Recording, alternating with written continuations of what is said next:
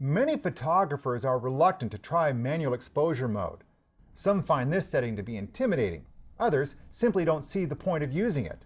They just stick to the aperture priority and shutter priority modes.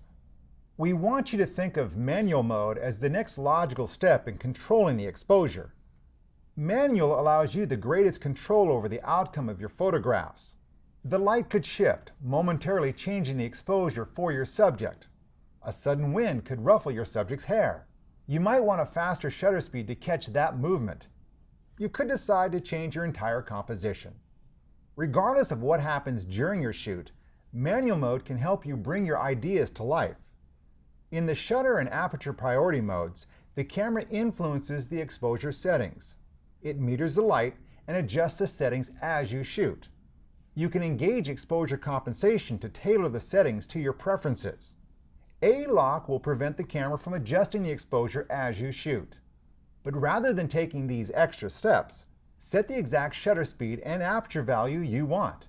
This gets you closer to the results you had in mind. Take this photo as an example. The photographer selected a narrow aperture to create an infinite depth of field. Then he sets a shutter speed of 1/250th of a second. This freezes the water, adding sharpness to the waves. The resulting image is underexposed. It creates the impression that darkness is just about to fall.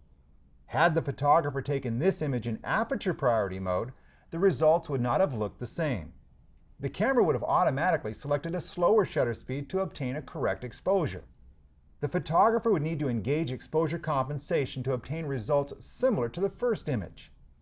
Manual mode allows the photographer to select the shutter speed he wants to underexpose the image by a full EV step. He can avoid the extra step of exposure compensation. What if the photographer didn't like the results? He could have quickly changed the shutter speed to create the image he originally had in mind. In manual mode, the main dial controls the shutter speed. Press the exposure compensation button and turn the main dial to set the aperture value.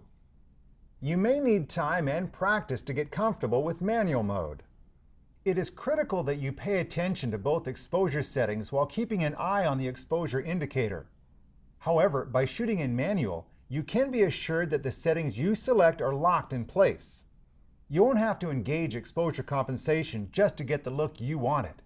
You'll have more creative control over your images.